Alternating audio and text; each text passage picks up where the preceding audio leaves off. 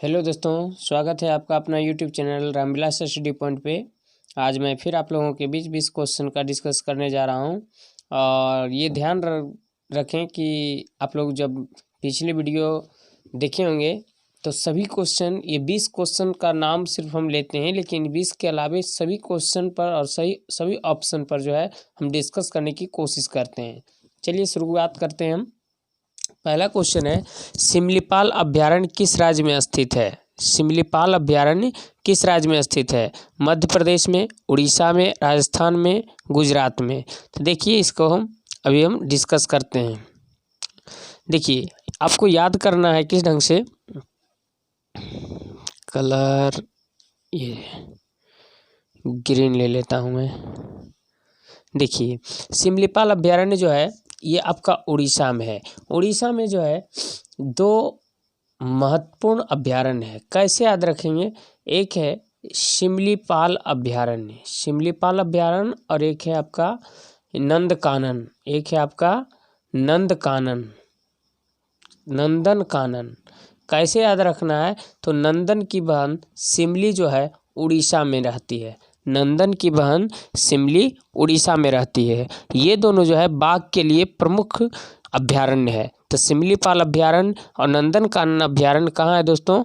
तो ये इसका आंसर हो जाएगी उड़ीसा। इसके अलावा हम कुछ और चर्चा कर लें, हम तो मध्य प्रदेश में जो है आपका कान्हा नेशनल पार्क और किसली नेशनल पार्क है। कान्हा और किसली नेशनल पार्क जो है आपका मध्य प्रदेश में है। राजस्थान की बात करें हम तो राजस्थान में 3 अभ्यारण्य आपको याद करवाते हैं।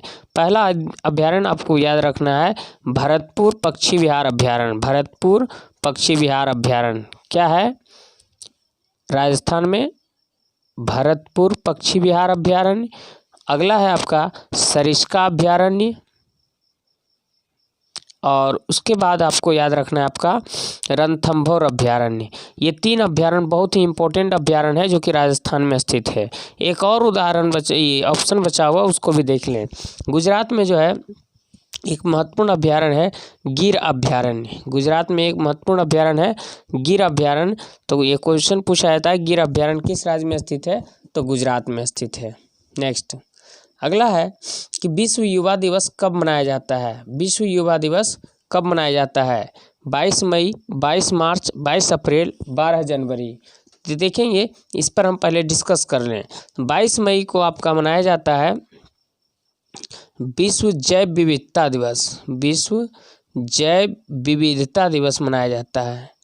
ये जो है 2010 से मनाना प्रारंभ हुई थी विश्व जैव विविधता दिवस। 22 मार्च को आपका 2 तिथि मनाया जाता है, एक विश्व जल दिवस मनाई जाती है और एक बिहार दिवस मनाया जाता है। ये नीतीश कुमार सरकार सरकार में जो है मनाना प्रारंभ हुआ है। 22 अप्रैल को जो है विश्व पृथ्वी दिवस मनाई जाती है। जबकि एक और बचा है जिसका आंसर हो जाएगी आपका विश्व युवा दिवस। विश्व युवा दिवस जो है 12 जनवरी को मनाया जाता है। ये आने वाले 12 जनवरी को विश्व युवा दिवस के रूप में मनाया जाएगा। और यह जो है विश्व युवा दिवस ये हमारे भारतीय सामाजिक सुधारक स्वामी विवेकानंद के जन्मदिन पर मनाया जाता है। नेक्स्ट, ग्रैंड ओल्ड मैन के नाम से कौन जाने जाते हैं? ग्रैंड ओल्ड मैन यानी कि भारतीय ये आपका वायोवृद्ध व्यक्ति, सबसे वायोवृद्ध व्यक्ति जो है दादा भाई नौरोजी को जाने जाते हैं। दादा भाई नौरोजी को ग्रैंड ओल्ड मैन के नाम से जाने जाते हैं। आइए, आप में जो भी हम ऑप्शन देते हैं उससे कुछ ना कुछ क्वेश्चन निकलती है, तो इसके बारे में भी हम चर्चा करें। तो राजेंद्र प्रसाद जो है ये बिहार केसरी के नाम से जाने जाते हैं। बिहार केसरी, जो कि भारत के पहला प्रेसिडेंट या राष्ट्रपति बने थे। और अगला है लाला लाजपत राय। लाला लाजपत राय एक महान ये गर्म दल के क्रांतिकारी नेता थे। ये जो है पंजाब केसरी के नाम से या पंजाब का शेर के नाम से जाने जाते हैं लाला लाजपत राय। इनके द्वारा एक बैंक की भी स्थापना किया गया था, ये आपका पंजाब नेशनल बैंक। चित्तरंजन दास को जो है देशबंधु के नाम से जाना जाता है। चित्तरंजन दास को देशबंधु के नाम से जाना जाता है।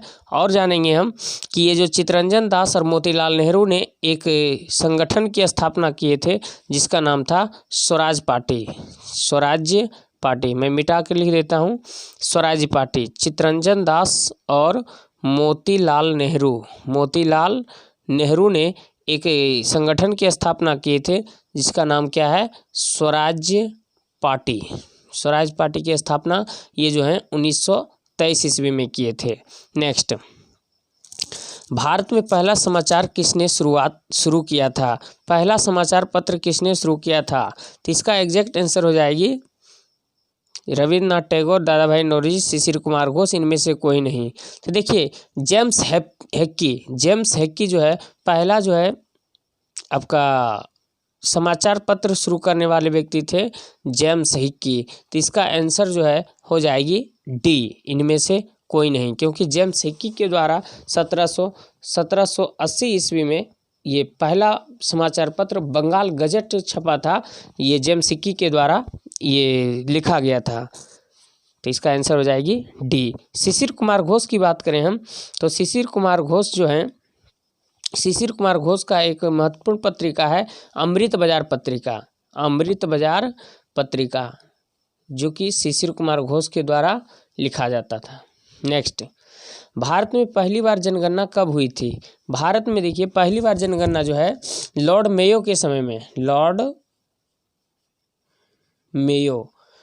मेयो के समय में 1872 में हुई थी पहली बार जनगणना। जबकि बात करेंगे कि पहली बार नियमित जनगणना, यानी कि प्रत्येक 10 वर्ष पर नियमित जनगणना जिस ढंग से आज होती है, तो नियमित जनगणना जो है लॉर्ड रिपन के समय से होना प्रारंभ हुआ था 1881 में। तो इसका ऑप्शन 1881, ये देखेंगे मिसप्रिंट हो गया थोड़ा सा, ये 1872 होगा, ये क्या होगी 1872। तो इसका सही आंसर हो जाएगी आंसर बी, इसको सुधार लेंगे, मिसप्रिंट हो गई टाइप में। तो 1872 में जो है पहली बार जनगणना हुई थी लॉर्ड मेयो के समय में। और ये लॉर्ड मेयो ही ऐसे गवर्नर थे जिनकी पहली बार जो है चाकू मारकर हत्या कर दी गई थी। इन्हीं के समय से पहली बार जनगणना शुरू किया गया था, लेकिन नियमित रूप से हुई थी 1881 में लॉर्ड रिपन के समय से। नेक्स्ट, अगला जानेंगे क्वेश्चन कि स्टैच्यू ऑफ लिबर्टी किस देश में स्थित है? स्टैच्यू ऑफ लिबर्टी, देखिए स्टैच्यू ऑफ लिबर्टी जो है ये अमेरिका में स्थित है। स्टैच्यू ऑफ लिबर्टी कहाँ स्थित है? अमेरिका में स्थित है। जबकि एक अभी हाईलाइट है इंडिया में statue of unity, statue of unity ये जो है भारत के गुजरात राज्य के अहमदाबाद जिला में स्थित है। ये जो है स्टैच्यू ऑफ यूनिटी, इसका मतलब होता है एकता की मूर्ति। जैसा कि आप लोग जानते हैं भारत के एकीकरण का जनक जो है ये आपका सरदार वल्लभ भाई पटेल को कहा जाता है। और इन्हीं के सबसे विशाल मूर्ति, वर्ल्ड का सबसे विशाल मूर्ति, वर्ल्ड का सबसे लंबा, वर्ल्ड का सबसे ऊंचा मूर्ति जो है सरदार वल्लभ भाई पटेल की मूर्ति है, जो कि अहमदाबाद में बनाया गया है। और ये लोहा का बना है, क्योंकि आपको पता होगा कि सरदार वल्लभ भाई पटेल को लौह पुरुष के नाम से जाने जाते हैं। और जानेंगे हम कि सरदार वल्लभ भाई पटेल को भारत का बिस्मार्क भी कहा जाता है। तो इसका एग्जैक्ट आंसर हो जाएगी स्टैच्यू ऑफ लिबर्टी कहाँ है? तो यूएसए में है, अमेरिका में है। जबकि स्टैच्यू ऑफ यूनिटी की बात की जाएगी तो ये जो है भारत के गुजरात के अहमदाबाद जिला में स्थित है, जो कि विश्व का सबसे ऊंचा मूर्ति है। नेक्स्ट देखेंगे आगरा नगर की स्थापना किसके द्वारा की गई थी? तो आगरा नगर की स्थापना जो है सिकंदर लोदी के द्वारा किया गया था।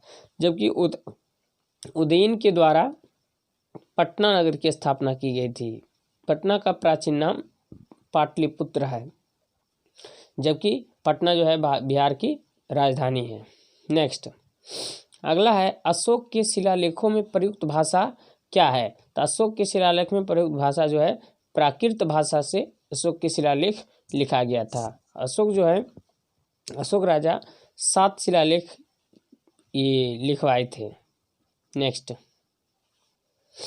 मानव शरीर में पाचन का अधिकांश भाग किस अंग में संपन्न होती है? देखिए मानव शरीर में जो है पाचन का अधिकांश भाग छोटी आंत में होती है। देखिए थोड़ा सा हम चर्चा करने की कोशिश करते हैं कि सबसे पहले मानव का जो है पाचन क्रिया शुरुआत होती है माउथ से। माउथ से आपका ओसोफेगस के माध्यम से होते हुए स्टोमक में पहुंचती है ना। मुंह से स्टोमक में पहुंचती है और स्टोमक से आपका छोटी आंत में पहुंचती है, स्मॉल इंटेस्टाइन, छोटी आंत में। और फिर छोटी आंत से ये जो है लार्ज इंटेस्टाइन यानी कि बड़ी आंत में पहुंचती है। और फिर ये जो है आपका एनस के द्वारा, गुदाद्वार के द्वारा जो है ये बाहर चली आती है। तो माउथ में शुरुआत होती है और स्टोमक में जो है कुछ समय तक भोजन रहती है और अधिकांश भोजन जो है छोटी आंत में पहुंचती है। छोटी आंत में अधिकांश पार्ट जो है पाचित हो जाती है और जो शेष बचते हैं वह जो है लार्ज इंटेस्टाइन में आती है। और लार्ज इंटेस्टाइन में मुख्य कार्य होती है जल का अवशोषण करना। तो इसका एग्जैक्ट आंसर हो जाएगी छोटी आंत, क्योंकि छोटी आंत में पूर्ण रूप से सभी भोजन जो है पाचित हो जाती है, जबकि पानी का अवशोषण जो है कहाँ होती है, आपका ये लार्ज इंटेस्टाइन बड़ी आंत में होती है पानी का अवशोषण। नेक्स्ट, रक्त दाब का मापक यंत्र कौन सा है? रक्त दाब का मापक यंत्र कौन सा है? तो रक्त दाब का जो है मापा जाता है ब्लड प्रेशर, ये स्फिग्मोमैनोमीटर के द्वारा मापा जाता है।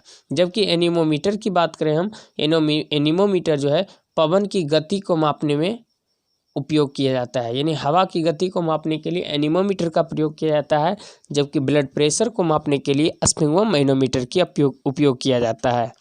नेक्स्ट देखेंगे, गौतम बुद्ध ने किस स्थान पर अपना प्रथम उपदेश दिए थे? तो गौतम बुद्ध ने पहला अपना उपदेश जो है सारनाथ में दिया था। अब चर्चा थोड़ा सा कर लें गौतम बुद्ध के बारे में। गौतम बुद्ध के बचपन का नाम सिद्धार्थ था।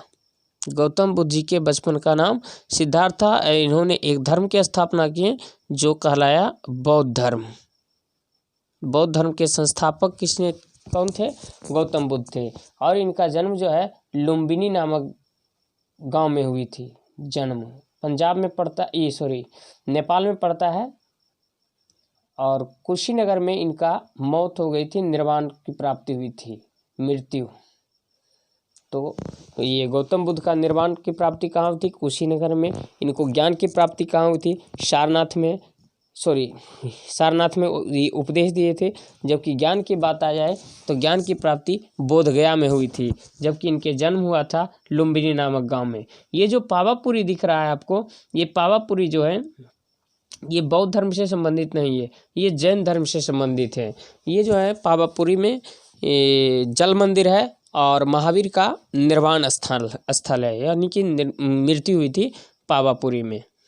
नेक्स्ट, शिवाजी के साम्राज्य के राजधानी कौन थी? तो शिवाजी के साम्राज्य की राजधानी जो है रायगढ़ था।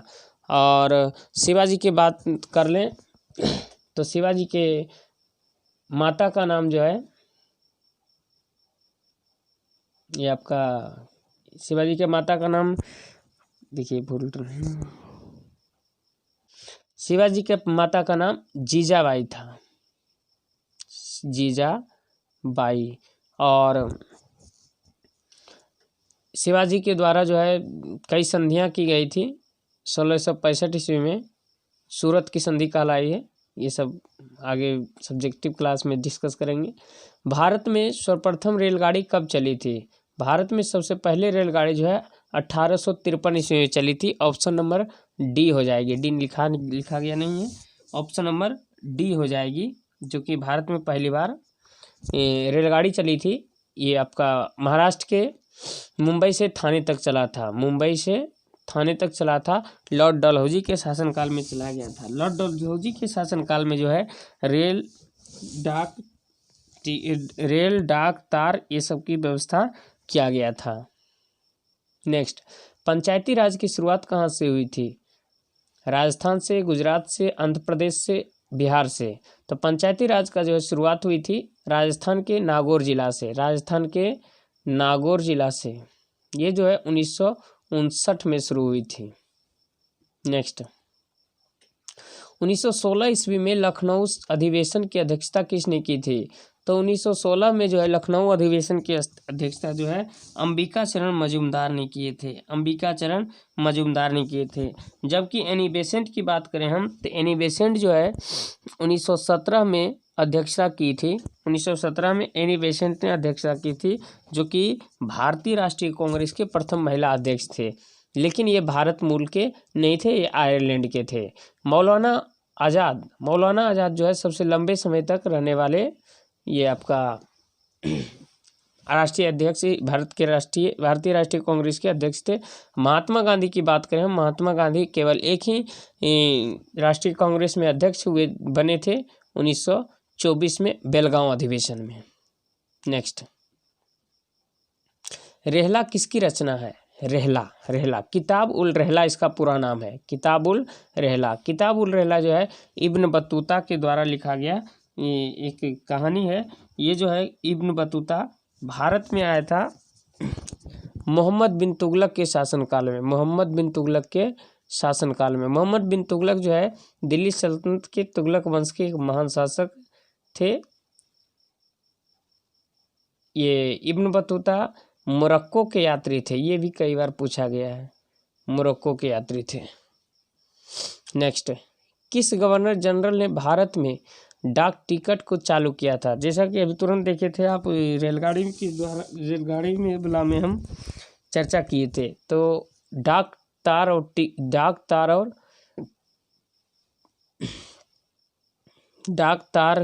और आपका टेलीफोन, ये सब के जो है चालू करने वाले थे Lord Dalhousie. Lord William Bentinck बहुत अच्छे गवर्नर भारत की दृष्टिकोण से थे। और लॉर्ड रिपन, ये भी भारत के सुधारक के नाम से जाना जाता है, भारत के सुधारक के नाम से जानता है लॉर्ड रिपन को। जबकि इसके उल्टा लॉर्ड लिटन बहुत खचरा था। सरदेशमुखी किस दर से वसूल किया जाता था?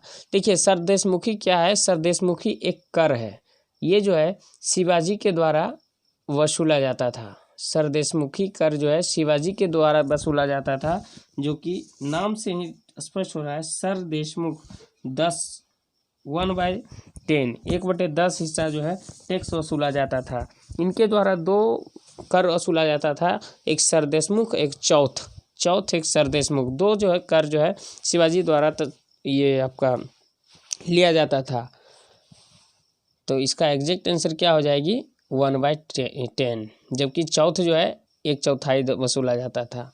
ध्वनि का वेग किस में अधिक होती है? जल, वायु, इस्पात, लकड़ी। तो ध्वनि का वेग जो है ठोस में अधिक होती है, तो यहाँ ठोस क्या है? इस्पात है। नेक्स्ट, पिट्यूटरी ग्रंथि निम्नलिखित में से कहाँ पाया जाता है? तो पिट्यूटरी ग्रंथि ये जो है मस्तिष्क में पाया जाता है। पिट्यूटरी ग्रंथि या पिट्यूटरी ग्लैंड जो है मस्तिष्क में पाया जाता है, जिसे कि ये मास्टर ग्रंथि कहा जाता है पिट्यूटरी ग्लैंड को। जबकि मास्टर ऑफ मास्टर ग्रंथि कहा जाता है आपका हाइपोथैलेमस ग्रंथि को कहा जाता है। ये भी आपका मस्तिष्क में ही पाया जाता है। इस प्रकार से ये 20 क्वेश्चन का डिस्कशन, उम्मीद करता हूँ कि आप लोगों को बहुत मज़ा आया होगा। और अगर मज़ा आया है तो कमेंट करके अवश्य बताएं, और कुछ सुधार की ज़रूरत है तो ज़रूर आप कमेंट में लिखें। तब तक के लिए जय हिंद, जय भारत।